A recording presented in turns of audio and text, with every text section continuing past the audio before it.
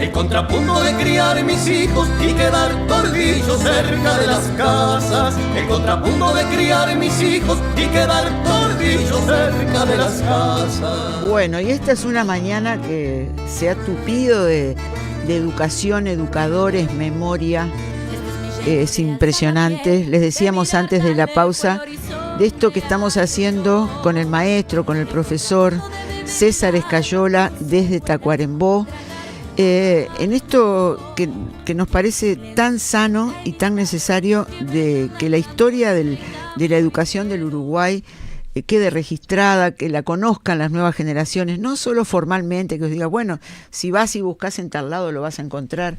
No, pero salir al encuentro para contar esta historia tan alta. Y le estamos dando los buenos días con mucho gusto a César Escayola. ¿Cómo estás? Buenos días, Ángeles. Buen día lluvioso y tormentoso por acá, por el centro norte. ¿Cómo están por ahí? Acá por está así también, pero creo que ahora está peor ahí que acá. Por lo menos los pronósticos hablan de que está peor por ahí. Sí, bueno, pero acá llueve fuerte y manso y hubo bastante viento. Seguro. Pero volviendo, capaz que sea el preludio de los buenos tiempos, ¿no? Porque después de una tormenta sale el sol, ¿no? Tiene que ser, siempre tiene que ser. Esperemos que sea así. ¿Sabés que la mañana de la radio ha estado llena de la educación y los educadores? Porque al ser hoy la fecha de desaparición del maestro Julio Castro, estuvimos recordándolo, contando cosas. Llamó un oyente de la zona de Villa García, salió al aire para recordar que el maestro Julio Castro iba a la escuela de Villa García, donde estaba el maestro Martínez Matonte, y contó cosas preciosas. Pedro, claro. La escuela del kilómetro 21, José Pedro. Exactamente. Yo lo conocí, porque además él fue candidato en la política junto a Reina Reyes, ¿sabías? Fue con Reina, nada menos. Mirá qué yunta. Sí, exactamente. Qué yunta. Estoy hablando del año yo lo conocí, él era director ahí. Claro. La escuela de Villa García en el kilómetro 21. Exacto. De Camino Maldonado. Exactamente.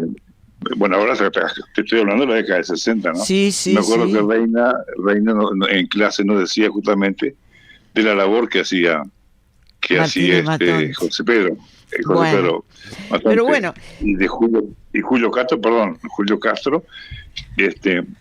tuve la suerte de conocerlo, también estuvo vinculado a Tacuarembó, con una familia Ríos acá, con Don Solano, que tenía, él era de los blancos rebeldes, de los blancos independientes, la lista 97, estoy hablando de la década del 30, 40, tenía un periódico, tenía un periódico, el Nacional, y Don Solano Ríos escribía en El Marcha, era muy amigo de Don Carlos Quijano. Entonces tenía campos por acá y hay muchas historias y muchos encuentros que venía el maestro Julio Castro y Carlos Quijanos a Tacuarembó. Y recuerdo que el maestro Julio tenía una indio de color amarillo, no me falla la memoria. Exactamente. Esa fue la camioneta por la que se dieron cuenta cuando quedó como abandonada que algo le había pasado. Claro, era el nombre indio porque creo que fue el primer y único vehículo armado íntegramente acá en Uruguay, ¿no? Bueno, sí habrá historias para contar, ¿no? Pero todo tiene que ver con esto y también recordábamos que el primer programa que hicimos contigo fue sobre la fundación del Instituto de Formación Docente en Tacuarembó y nos hablaste de las misiones pedagógicas, que justamente el maestro Julio Castro tuvo mucho que ver con esas misiones sociopedagógicas. Y fueron justamente acá en el norte del departamento, en la zona muy muy especial, ¿no? La zona de Caraguatá. Claro. Que además estuvo también todo vinculado. Hay que contextualizar en la situación política y económica que se vivía en aquel momento, tanto en Brasil como acá en Uruguay, y toda esa región de Rivera, de Tacuarembó y de Cerro Largo, que es como un país, es un lugar totalmente distinto, ¿no? Con con un lenguaje una especie de carimbao que decimos nosotros, Sí. un portuñol, que no se habla, o sea, es un poco de español con brasileño, y si vas para el lado de brasileño, te dicen que es brasileño con español, Claro, es característico en esa zona. Y tú también me habías comentado de la escuela experimental. Bueno, justamente el tema de hoy es Escuela Experimental de Malvín. Para conocer, bueno, muchos vecinos o mucha gente que habrá pasado por allí habrá visto esa escuela diferente, con muchos jardines, con un edificio muy bueno, que fue cine para el barrio, que tiene una sala cultural, bueno, mucha historia, pero queríamos que vos nos dijeras qué importancia tiene o tuvo la existencia de esa escuela. ¿Por qué era escuela experimental? ¿A qué se refiere? Bueno, yo te voy a contar lo que yo viví como maestro en mi formación desde acá, desde Tacuarembó, en el Instituto Normal, en los años 65 y 66, cuando hacíamos didáctica, en la cual tomamos los primeros contactos con las nuevas métodos o formas de enseñanza, y hablaban de pedagogos, filósofos, pedagogos, de Crolí, o de Crolí, claro, en Bruselas, y que se conocía con el nombre de método de proyectos. Es decir, en la educación todo eran métodos o formas de encarar la enseñanza, y pertenecían a lo que se llamaba la corriente de la escuela nueva, es decir, la que pretendía romper con la escuela tradicional, en la cual el niño simplemente era un receptor, algunos lo consideraban como un adulto en miniatura, entonces había que educarlo y formarlo de acuerdo a los patrones que tenía el adulto. Y yo recuerdo, fíjate lo siguiente, cuando estudiamos, que habían dos escuelas de Crolí. Entonces, una era en Las Piedras, que se decían la escuela de Las Piedras, que era la escuela de proyectos, y la otra la escuela experimental de Malvín. Entonces a mí me quedó siempre la duda de cuál era una y cuál era la... ¿Por qué decían que habían dos escuelas? Eso cuando era estudiante. Tuve la suerte, me recibo en el 66, en el 67 cuando me inscribo en el magisterial superior, en la clase de didáctica, ahí sí cuando puedo concurrir a la escuela experimental de Malvín, para mí te puedes imaginar lo que era, ¿no? Sí, lo conocía a través de los libros, claro. Pero no verla. Me acuerdo que se iba en trolley, sí, había dos líneas de trolley que eran de ANDEP, la Administración Municipal de Transporte de la Intendencia, era municipal. Sí. Y habían dos líneas, la 60 y el 64. Había el 60, no dejaba cerquita de la escuela. Y ahí pude entender recién, las dos escuelas aplicaban el método de Crolí. La única la de Las Piedras, ubiquemos Las Piedras hace 60 y pico de años atrás, no era lo que es hoy, en la realidad una ciudad, ya una ciudad, sino tenía mucho de la parte rural de Canelones, y un maestro Sabas que aplicó y lo llamó método de proyectos, claro. Y estaba dividida la escuela y se le conocía como método de proyectos para diferenciarla, digamos, de la escuela experimental de Malvín. Olimpia Fernández Lescano, maestra rochense, que fue la primera directora que estuvo becada, sí, en Bélgica un par de años. Bueno.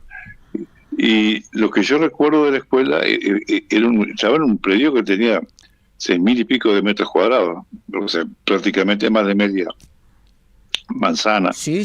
Y lo que recuerdo, además, fue proyectada por el arquitecto Escafo, que fue que proyectó el Estadio Centenario. Claro. El arquitecto. Grandes obras. Y además, con todas las orientaciones o visiones que había en aquel momento, de cómo tenían que ser los edificios como centros docentes, eran de varios niveles. A mí lo que me llamó la atención eran los toboganes que tenía. Sí, cómo Tenían no. unos toboganes, Larguísimo. eso lo recuerdo muy bien, que me impactó, que era una forma que tenían los chiquilines, los niños, de bajar, digamos, del primer piso al patio. Bajaban por los toboganes. Exacto, se tiraban por los toboganes y ahí salvaba. Yo pensaba, ¿y esto por qué sería? Evitabas un gran tema, la escalera. Ajá. O sea, la escalera, que era muy común en las escuelas, las escaleras siempre fueron un lugar de accidente para los niños. Más cuando salían grupos de chiquilines corriendo, que se empujaban, que rebalaban, caían y demás. Y era un tema de diversión. A mí me impactó eso, los toboganes, cuando la vez que visité la escuela. Y después también la escuela funcionaba, hoy que hablamos de escuela de tiempo extendido, de retorno, funcionaba en doble horario. Esto es una cosa que se sabe muy poco en Uruguay. En el siglo XIX, estoy hablando de 1800, fines de, no sé, el último cuarto de 1800, muchas escuelas públicas y privadas funcionaban en doble horario, de mañana y de tarde. Paraban únicamente para que los chiquilines fueran a almorzar. Dentro de las escuelas privadas, te nombro la escuela Irán de Salto, que aún se mantiene, y en Tacuarembó funcionó la escuela filantrópica, que funcionaba en doble horario. Y muchas escuelas públicas también funcionaban en doble horario. O sea que el tiempo entendido no es algo de ahora, es algo que tiene muchos años de antigüedad. Sí. Y en la escuela experimental de Malvin también tenía un rol muy especial. Recuerdo que estaban en auge las ideas de la nueva educación, en el cual el centro tenía que ser el niño, romper con aquella enseñanza dogmática, viste, que exacto, el maestro frente a la clase, los niños sentaditos en los bancos para el diálogo, que fueron buenos en su época, vamos, no hay que negar eso, ¿no? Cumplieron su función. Por supuesto, son etapas. Exacto, en su momento. Y formar las mesas, los niños se sentaban en grupos, participaban. Después los pizarrones que iban hasta abajo, o sea, hasta la altura del niño. Sino generalmente, tú recordás que antes los pizarrones se hacían de acuerdo a la altura del adulto, claro, no pensando en los niños. Entonces, las mesitas, a sentarse en grupos, permitir que ellos interactuaran, que el maestro también. Y después, recuerdo lo otro que había, eran el contacto con la naturaleza. Hay que ubicar también lo que era Malvin en aquel momento, ¿no? Sí. Lo que era el barrio de Malvin no era lo que es hoy realmente, como está todo integrado a la ciudad. Era una zona alejada, era un barrio. Tipo balneario sería, seguro. Sí, con su identidad propia, como lugar, como de pertenencia. Y los chiquilines tenían lugares. Me acuerdo y eso repercutía también en todas las escuelas de todo el país. Yo me acuerdo que ahí se creaba el gusano de seda, entonces seguía todo el proceso de la cría del gusano de seda y de conseguir las hojas del árbol de mora, que es el alimento predilecto del gusano de seda. Y recuerdo que era un orgullo conseguir los gusanos de seda que provenían de la escuela experimental de Malvin, como que eso daba un plus de valor, ¿no? Y se distribuían a escuelas en todo el país, te lo enviaban por empresas de transporte Honda que había en aquel momento, o por el tren que te lo traían, y cómo los niños seguían todo el proceso de ver toda la evolución desde el gusano de seda, la transformación, cómo sacaban la seda del capullo, y después todo eso cómo se interrelacionado después con toda la historia, con la geografía, es decir, no era solamente la observación de gusano, y después las palabras que se aprendían, preguntarse por qué, ¿no? Entonces me acuerdo que una de las palabras que a los chiquilines le encantaba usar porque sonaba como pomposa, era Metamorfosis.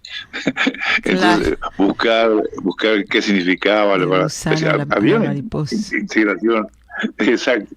Eso, todo el cambio, porque lo mismo la cría de conejos que había. Y después una cosa que llamaba la atención, también la participación de los chiquilines en el comedor, ¿Mm? que a mí perdón, los años que trabajé como maestro, siempre el comedor para mí, sostengo que el acto de cocinar es un acto de amor en el buen sentido de la palabra, que Sí, tú sí. estás brindando algo y que el comer sea un momento de brindar algo, que das algo, y no comer como de apuro para poder repetir. O sea que la comida daba para todos, que ellos compartieran un momento de socialización, y ellos participaron, los chiquilines, en dar servir la comida, perdón, en dar de preparar los platos, llevar la comida. Ellos trabajaban los chiquilines en toda esa parte, ¿viste? En Claro. el comedor.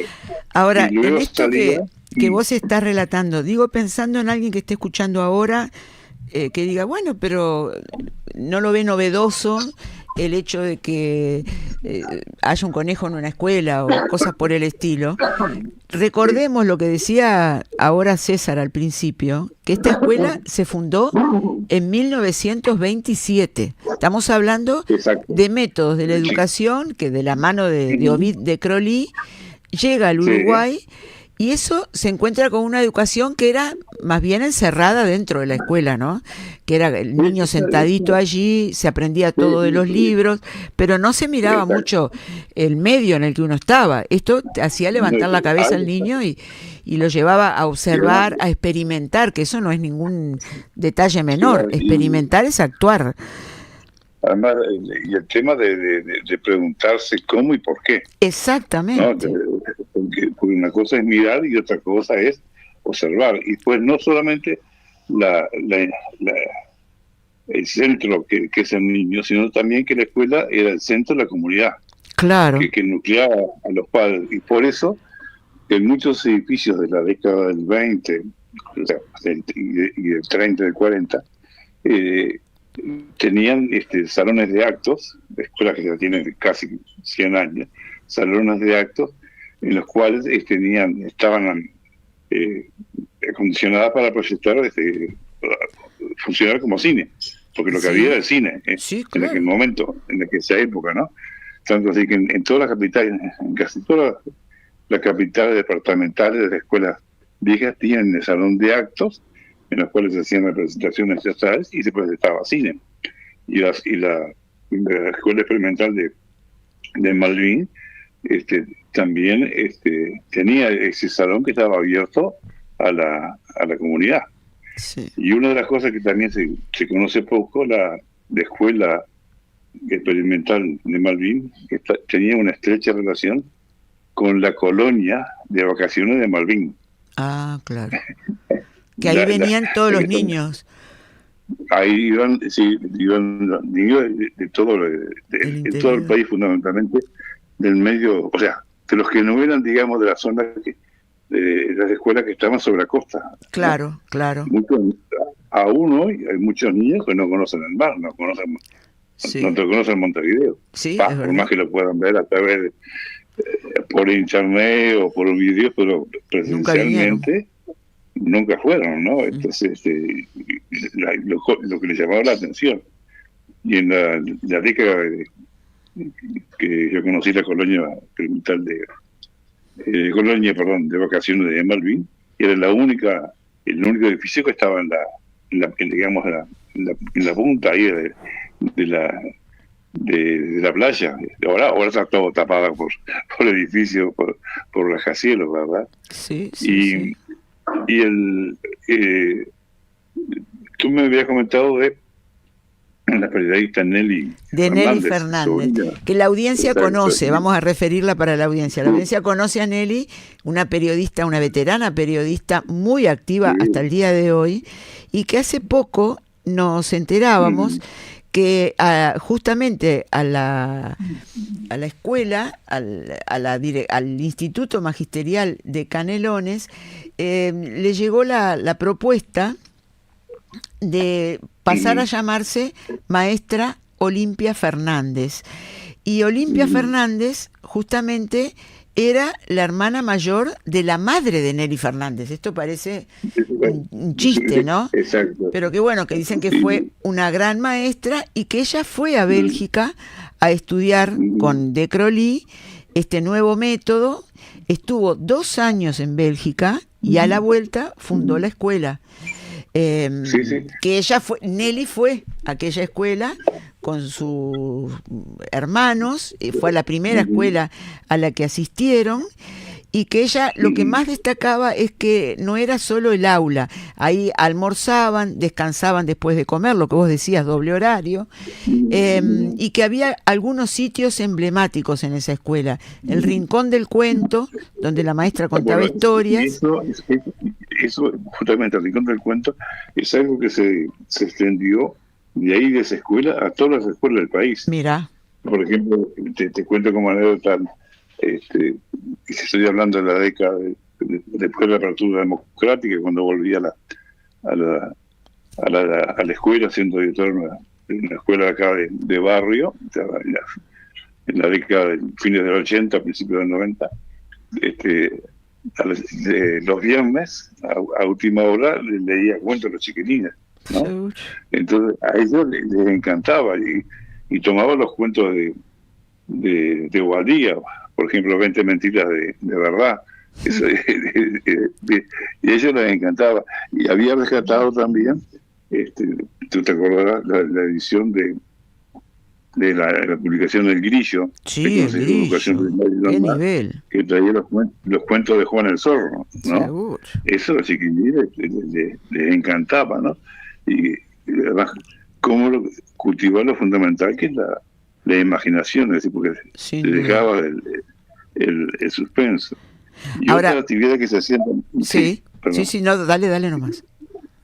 Otra de las actividades que se hacían en las escuelas era esos momentos de reposo, después de comer para descansar, que no los chiquilines, ¿viste?, almorzaban y enseguida salían a jugar, a correr, a saltar. Entonces, de estar en ellos en la escuela me llamó la atención que tenían como una especie de hamacas paraguayas, unos perezosos que le decimos comúnmente, ¿viste? Y ahí estarían, para ellos que quizás fuera mucho tiempo, pues estarían 10, 15 minutos sentados mientras hacían, digamos, direcciones, y pensaban, quién sabe lo que pensaban los chiquillos, o charlaban entre ellos, porque estaban cerca uno del otro, e intercambiaban que, bueno, en su mundo estaban ellos, y eso tiene una vivencia importantísima, tremenda, ¿no? Sí, ahora eso trascendió a la propia escuela experimental. Vos decías algunas cosas que pasaron al resto de las escuelas y cosas que quedaron, que ya después para nosotros era natural que fueran así, normal, pero vienen de ahí. Ahí está. Se fueron de ahí, se fueron replicando y transformando y llevándola a otras escuelas. Por ejemplo, la escuela experimental, la de Malvin, se aplicó mucho en la parte de escuelas urbanas y suburbanas, y lo del método del proyecto, que estaba en la escuela si no me falla la memoria, creo que era la escuela 70, La Piedra, maestro Sabas, que era el director, que la escuela ahora lleva su nombre, lo aplicó más que nada en el medio rural, toda la actividad que tenía, porque la escuela en aquel momento, cuando fue creada, estamos hablando fue casi simultáneo, fue el ambiente de la escuela era rural que se estaba semi-urbanizando. Y como dato, no existía Ministerio de Educación y Cultura. La primaria dependía del Ministerio de Instrucción Primaria. Había un ministerio llamado de Instrucción Primaria. Exacto, ese era el ministerio que encargaba, y además apostó mucho lo que es una política educativa, a la especialización y a la formación de docentes en el exterior en nuevas técnicas de enseñanza. Qué bueno. Y también el cambio que hubo en la escuela experimental, capaz que tú lo conoces, la audiencia también,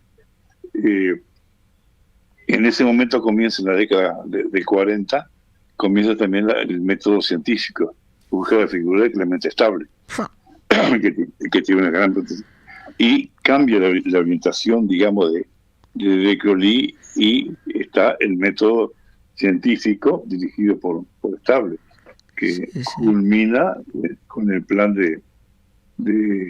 para escuelas primarias en el año 55, ¿no? Cuando se crea el programa de escuela que se llama Programa para Escuelas Urbanas Experimental en el año 57. Claro. Mira, acá se comunicó un oyente, Jorge Silva, que dice: yo fui a la Escuela Experimental de Las Piedras por los años 70, ya se llamaba Maestro Sabas Oidasola. La escuela está en la calle Wilson Ferreira y La Valleja, y el predio es inmenso, dice él.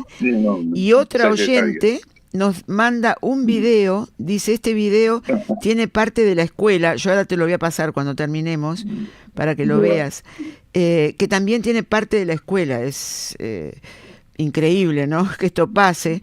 Otro oyente, Néstor de La Paz, dice: recordando a Castro, recuerdo a las familias del maestro Zaffaroni, a quien los tenemos en la memoria, qué tiempos aquellos, y bueno, obviamente enojado con los que los liquidaron, ¿no? Sí. Vivíamos en la esquina del barrio, dice Néstor Ceja. Está presente todo esto, pero es importante ponerlo de esta manera que lo estás poniendo vos. Se puede decir que en el proceso educativo uruguayo, todo lo que tiene que ver con la escuela experimental, la de Malvin, la de Las Piedras, es la introducción de un nuevo método que transforma la educación uruguaya. ¿Se puede decir eso? Sí, por supuesto. Con el método de Colí y en otros lugares, en otras escuelas, en otro tipo con otro tipo de niños. Hoy hablamos de discapacidad diferente. Sí. Pero se hizo lo mismo con lo que se aplicó en escuelas para adultos, los cursos. Por ejemplo, acá en Tacuarembó, Victoria Frigerio, que era una maestra montevideana de fin del siglo XIX, principio del XX, fue becada y también estuvo por Europa, estuvo en la parte de los Países Bajos, el Benelux, y trajo lo que fueron las futuras escuelas granjas, y el curso de educación de adultos, claro, que se llamaba escuela nocturna en aquella época, que era para las personas que habían desertado del sistema educativo o no habían cumplido e iban a clase. Sí. O sea, y eso se repetía en todo el país. O sea, había una política educativa, y yo creo que lo más importante, y que cuando tú me estabas diciendo recién de los oyentes, el valor que sigue teniendo la radio como medio de comunicación, y una de las cosas para mí fundamental es no perder la memoria, ¿no? El día que perdamos la memoria, que nos olvidemos, ahí realmente no desaparece una persona, desaparecemos como país, como identidad. Y la riqueza de nuestra querida escuela pública, laica, gratuita y obligatoria, que también nos enseñaron mal. Con Varela la escuela fue laica, gratuita y obligatoria. No fue tan así. Fue laica recién después de 1906. Es decir, obligatoria, sí, ¿no? Sí. Pero siempre la historia no se cuenta en la forma correcta, ¿no? Sí. Por eso daría mucho para hablar. Bueno, pero justamente para ir cerrando, la idea es esa: seguir haciendo capítulos de esta historia de la educación en Uruguay, que es muy importante, que fue seña de identidad y por lo que nos conocieron muchas veces. Hoy decíamos temprano que varios países de América Latina tomaban como referencia, incluso en épocas en que no se viajaba tanto como ahora, pero hacían ir a algunos especialistas de estos que eran maestros que se especializaban por su compromiso. Era eso lo que los llevaba a realmente la educación a donde debía ir. Los grandes nombres que hay, por ejemplo, Enriqueta Conte de Requé, María Estenía de Munar, Joaquín Herrera Sánchez, todos fueron becados al exterior para perfeccionarse, estudiar algo y luego becarlo acá, en el país, ¿no? Sí, sí. Es decir, además, y después cada región del país también tiene cada parte del país, a pesar que somos un pañuelito, es muy distinto el litoral oeste sobre el río Uruguay, frente a la provincia argentina, es muy distinto lo que es toda la parte de Colonia, Soriano, San José, la colonización, la migración extranjera que hay de distintas colonias. Yo conocí eso después de ser maestro cuando viajaba. Me parecía que estaba en otro mundo, no estaba acostumbrada al norte, viste, con mucha influencia brasileña, sobre todo de los gaúchos, la zona grande del sur. Vas hacia el este, la zona rochense, Maldonado, y es otro país. Sí, ¿viste? Está claro. Es otra región, ¿no? Maestro, o sea, lo lindo es, sí. Pues, porque nos pasamos de hora ya nosotros, de largo, ya seguimos de largo. Tenemos que cortar por acá. Bueno, te agradezco, pero lo importante, y te agradezco y te felicito por rescatar toda esta parte de esta historia de nuestra querida educación pública, artiguista y valeriana que tampoco se reivindica, ¿verdad? Sí, seguiremos en eso y que vaya hoy como homenaje a Julio Castro también. Un abrazo grande y gracias por este tiempo y por esta dedicación. Gracias a ti. Gracias. Chau. César Escayola fue nuestro invitado a esta hora.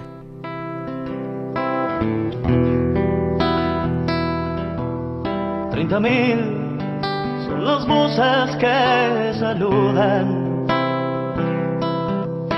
la tumba que cierra la conciencia, la noche temblorosa de lápices oscuros, terrible resonar. El Uruguay no es un río, es un cielo azul que viaja. El viejo Aníbal en el corazón del pueblo. Con sabor a mieles ruanas. En agosto, imperdible festival solidario con la 36. A 100 años del nacimiento de Aníbal Zampayo. Esas viajeras novias leves del azul. Artistas de primer nivel homenajean al músico y poeta, ícono de nuestro folclore, militante político sanducero, comprometido con la justicia social y la revolución. Ya ves, paisano, yo anido entre... El viernes 7 de agosto en el sindicato de Conaprole actuarán Rubén Olivera, María Elena Melo y Carlos Alberto Rodríguez. Y Rinzi, Zampayeros de Paysandú, Murga Cayó la Cabra, Javier Alves, Laura Chinelli, Francisco Pancho da Rosa. Viernes 7 de agosto a las 18 horas en Suárez y Agraciada, sindicato de Conaprole. Apoyan Asociación de Obreros y Empleados de Conaprole, Hotel Terrazas de Costa Azul, Bodegas Nabune, Médanos Bikes. Los amores de la costa son amores. Declarado de interés cultural por el Ministerio de Educación y Cultura. Organiza Radio Centenario. Pasá por 18 de julio 1357 y con tu bono colaboración de 300 pesos, participa de sorteos en el festival. Los lugares son limitados. Chua, ja, ja, ja, no cantes más torcasita, que llora sangre el ceibal.